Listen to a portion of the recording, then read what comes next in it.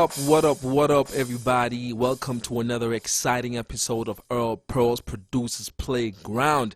EP3 for sure, baby, and I'm your host, Earl W. Green. Yes, and by the way, I was just counting the many kicks that I have right over here. Look at this, man. This is crazy. EQSC01 kick drums. Look at that. That's from 1. All the way down. Look at that. 208. All the way down. Look at that. 347. Okay, wait for it. Here comes another one. Look at that. These are other ones. Look at that. I've got a whole lot of these, Whole lot of one samples. One shots, man. I've got a whole lot of those. Whole lot of these guys. So before any further ado, look at those. I've got about 200, 300, 400, 435 conga drums, and those are not all. So guys, before any further ado, man, please clap your hands. Please clap your hands for me. Yeah, clap your hands for me and DJ Rams Deluxe or Ramsey Deluxe, whichever way you want to pronounce it, baby. And this is because this song you've just heard playing right now, Islolo, has actually gone number 1. Yes, number 1 on Beat London FM 103.6. Now, this is a tune called Islolo, and it's featuring me on the vocals, DJ Ramsey Deluxe on production. Beautiful song, guys. And you know, I love the infamous words of one of my great friends and intellectual property lawyers. He said, "Let your work speak for you, William. Let your work speak for you." So yes, you know, the people don't lie, man. My work is speaking for itself. And you see, now you know you're taking advice from someone who's actually relevant and someone who's actually legit, you know. Check my track record. You know, I've had a gold plaque from Soul Candy Records. You know, I'm not bragging. This is for the 2014 Sessions album from Soul Candy. And I've had numerous hits. Ungatshela umuntu, Izukhothani, Hade Mabebeza, you name them, right?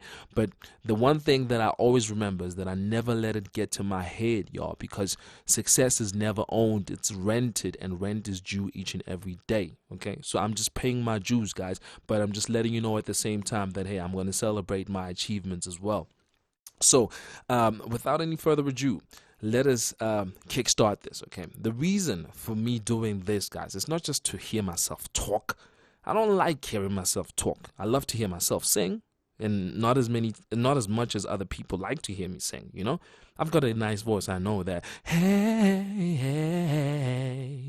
you know? I know. But I'm not going to get puffed up about it. There are better singers as well out there. But the reason I'm doing this is to help you guys. Yes, you are the reason that I'm doing these tutorials. Because you rarely get a producer that is out there that is renowned, that is successful and has achieved and let you know how they did it. They will never show you their personal mixes. They will never show you the inside information of what sounds they used, what samples they used, what tempo they used, why did they choose the kick drums that they chose, why did they choose the pianos they chose, or the Rhodes or the marimbas that they chose. Not a lot of people will do this, guys, and if they had to do it, they'd probably charge you thousands and thousands of dollars or rands or euros. But I'm giving you guys this information for free. You know, so let us recap on the past episodes, episode 1 and episode 2, because this is episode 3, right? We spoke about the importance of a solid and prominent kick drum in music production, remember? And we also said that the relationship between the bass guitar and the kick drum can make or break the quality of your entire mix. Therefore, it is paramount that it should be prominent, clearly audible, and stable from the beginning until through to the end. But right now, remember, we're focusing on the kick drum, right? We'll deal with the bass guitar a bit later on. So what I'm saying right now, it predominantly applies to genres of music like R&B, hip-hop, EDM, house, electro, and dance music, because these are kick-driven, you know, genres of music. Whereas music genres like jazz, classical music, or traditional gospel music, they need not such a loud kick after all, because they're subtle, you know, like folk music, you know. But once you start speaking about pop music, about rock, about indie, you know, then the kick needs to be prominent and quite audible. Anything between level 1, 2 to even level 3. So the kick drum is almost always penned to the center of the mix, never to the left or to the right. And the reason is low frequencies are omnidirectional or omnidirectional, right? So listen to this. Imagine if the kick was penned to the right. That would sound weird, right? Or to the left. It's never penned to the left. Another thing that I want you to notice over here is that, look at this. I've got kick 1, kick 2, and kick 3. This is called layering, guys, you know, and a lot of producers do it. You'll rarely find a producer using one kick drum throughout the entire song. But obviously when you hear it, you don't see the visual mix, right? Or the visual aspect of the mix. All you actually hear is the sound. You hear just a kick drum. But remember we spoke about the properties of a good kick drum, right? That it has to have the low frequencies. It has to have the mids and the highs. Okay? Now remember that further mixing still went on even after this, because I went on to Cubase to actually do further mastering for this, and still took this out to Ozone and Wavelab, you know. But I'm just showing you the basics here, guys, that you never use one kick. When I started out, I was using one kick and I was wondering why my kicks were so low, until I found out from my friends and other great producers that they actually use more than one kick drum, right? So there you have it, guys. I'm giving you years of experience in an episode, in minutes, literally in minutes, guys. So don't pan the kick drum, never, because low frequencies are omnidirectional. Pan the kick to the left or to the right, and your career will be panned to the left or the right too, and you will have no direction. Word. Now, the problem mostly with amateur mixes compared to professional mixes is how well recorded, how well mixed, and how well mastered the kick and the bass guitar are. Now, solve this sonic dilemma and you're well on your way to the bank. I'm telling you. But get the relationship between the kick and the bass guitar wrong, then you'll forever be stuck, and you'll wonder why other people's records go #1 and they're playlisted, and your tracks are not even played by your local DJs. It's because your mixes are not sounding proper. But I'm here to help you guys. Remember, I'm your friend. I'm your friend when you need a loan. When you need a loan. Yeah. Now let's continue. To echo the significance of the above mentioned statement, right, regarding the kick drum, that it must be powerful, audible, and centered. It's not unlikely for mixing or mastering engineers to spend considerable amount of hours just on the kick and the bass drum, right? I mean, on the kick and the bass guitar.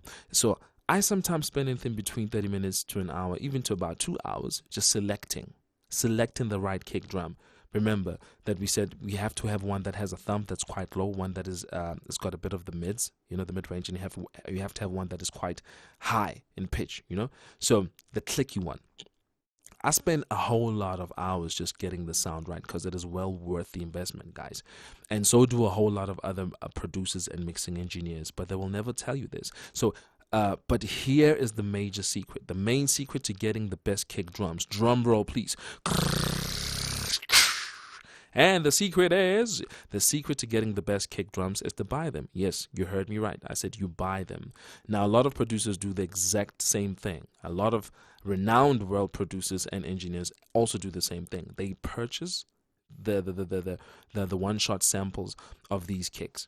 One-shot samples. Now, these are not samples that hip-hop producers use, like to remake a song on an MPC 2500 or something like that. No, these are one-shot samples. They're quite short in length, anything between a minute to about 2 to even about 3 or so, you know, because they're for production, and you can actually manipulate them, you can tweak them to whatever you want them to be. So, without any further ado, the kick drum one-shot samples pre-package comes with software sometimes, you know, and then there's Reason refills. I love Reason refills a lot, and in DAWs like Pro Tools, Cubase, Cakewalk, and other DAWs. DAW, by the way, DAW stands for Digital Audio Workstation, guys. In other DAWs, they will allow you to utilize out-of-the-program sounds through Steinberg's technology called VST. Yes, Steinberg actually owns, they've patented that idea or that invention of VST plugins. So I use Vengeance one-shot samples a lot, and a lot of other manufacturer one-shot samples as well. I'm a big collector of these one-shot samples. Like when we started out and I was showing you all the sounds that I have, I've got plenty of these guys, and it's quite advantageous, especially when you have a client in the studio and you're making a record and they want a certain kick drum that you're not maybe familiar with, but you can find it. There is no kick drum in the world that I cannot emulate, given the number of one-shot samples of kick drums that I have. Well worth the investment, guys. Right, let's move on. Nextly, before we talk about anything else in terms of engineering and about EQs, blah, blah, blah, we need to address the fundamentals, guys. And what are the fundamentals or the basics? The basics are monitors, headphones, and sound cards. Yes, you heard me right. Monitors, headphones, and sound cards. Now, you're going to need a decent pair of speakers or monitors that will be able to translate to you accurate frequency information. You might say, well, I've got my home stereo system and it's good enough. But the truth is that your average home stereo system is highly calibrated. And by that, I mean it's colored. It's not like colored or I'm colored. No, it's colored in the sense that certain frequencies don't actually, or certain sounds will not come out. Actually, all the sounds don't come out the way that they come out. But I'll further elaborate that, okay? So your home stereo system is highly calibrated. It's similar to a beverage of leisure, whereas studio monitors are non-calibrated and are an essential like water. So you need to get proper studio monitors because your mixes will improve dramatically, and they will reference to you the true harmonics of a sound or signal coming through them. So these home stereo systems, you'll find that they've got a lot of coloring, and you'll find that they've got bass boost and all such things and EQs. So when you listen to something, it's too exaggerated. But flat frequency studio monitors or speakers, they tell it like it is. They never lie to you. They give you the gospel truth and expose a sound for what it really is. And you need such when you producing, when you're mixing and mastering. You need something that will tell you the truth. It's like a good wife, the one that never lies, hey? Like there's many of those around. Now, please invest in good monitors or a pair of speakers. They will be worth every penny of yours. Now, let's talk about headphones. Headphones. I love headphones. Headphones are an engineer's best friend. Yes, I said it, not a dog. Headphones are an engineer's best friend because where speakers cannot zero in on sonic information, headphones can. Let me say this again. Where speakers cannot zero in on sonic information, on detail, headphones do the trick. Now, let me give you an example. One time, I was recording in the studio, and I was recording. I was actually tracking down a song on behalf of a friend, and the engineer in the studio was like, "Hey, by the way, every time you add reverb and everything else, do you double check the amount to see whether the reverb is too wet or too dry on your own headphones?" And I said, no, but why should I do that? And I remember him challenging me to do that. And the minute I started referencing the amount of reverb on the headphones, I'm telling you, I was amazed at how much reverb I was using. It was too much. And I was so astonished.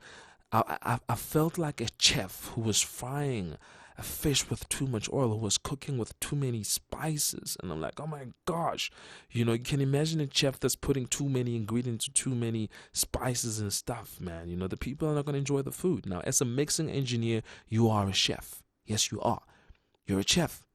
You're cooking, you're mixing things, and everything has to be the right proportion. You have to put the right amount of salt, the right amount of spices, the right amount of cinnamon, the right amount of herbs and such. You cannot overdose anything because then the food becomes yucky. Okay? So now, you need to always reference whatever you're doing, especially effects on a good pair of monitors.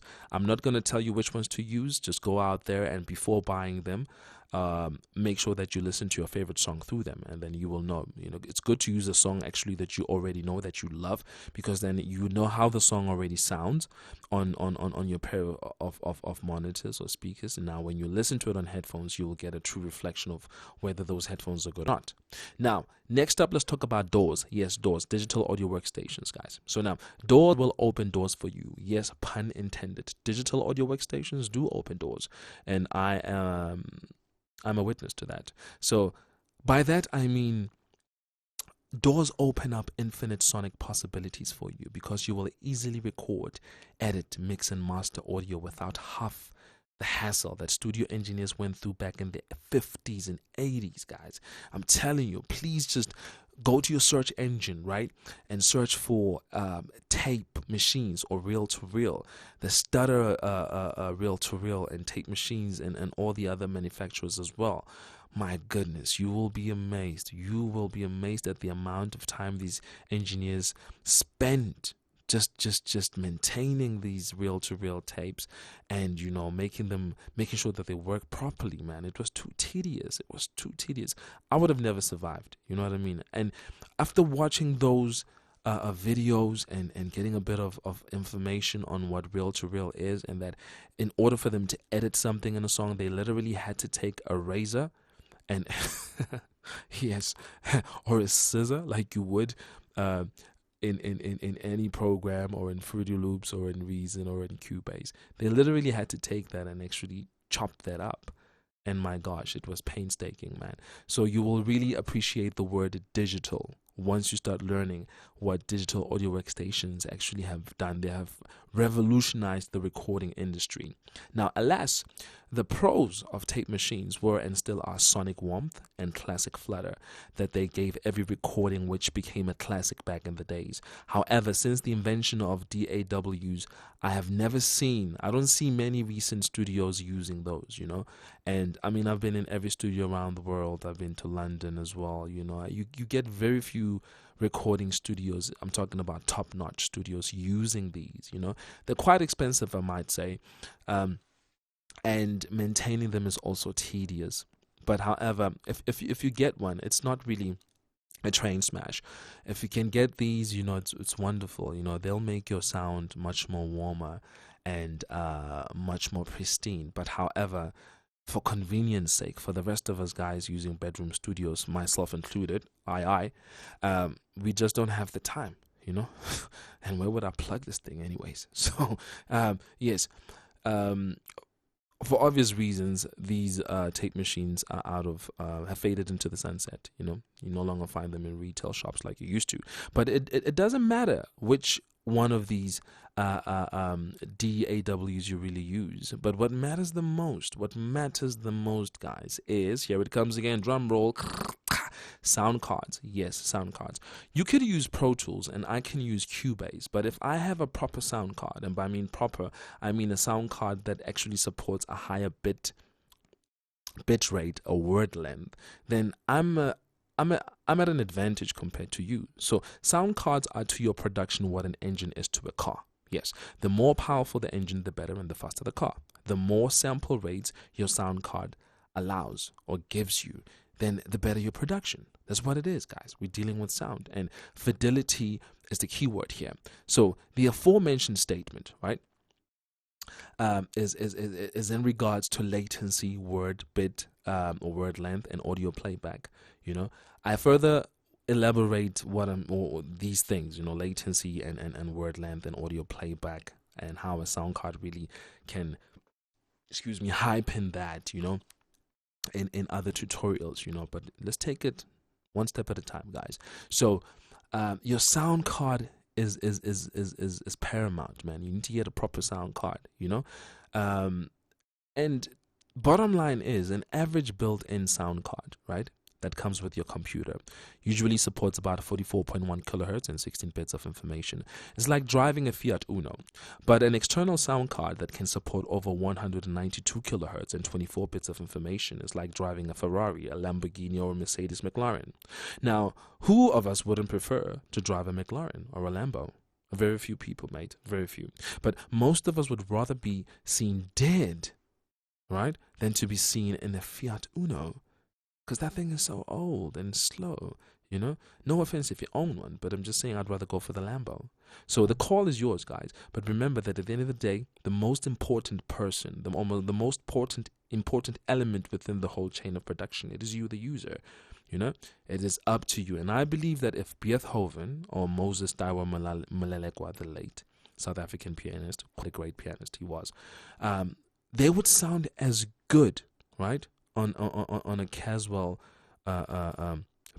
keyboard as much as they would sound on a Steinway grand piano, or on what's the other one, the Yamaha grand piano, right? It's all about the user. Even if they played a MIDI keyboard, that had piano samples on it or hyper samples, they would still sound as good. So at the end of the day, equipment counts for something. Yes, you get the best because it's all about fidelity. We need to keep the audio signal path as high as possible and as fidel as possible. But however, you, the user, are the key ingredient. You are the chef. You are the cook here.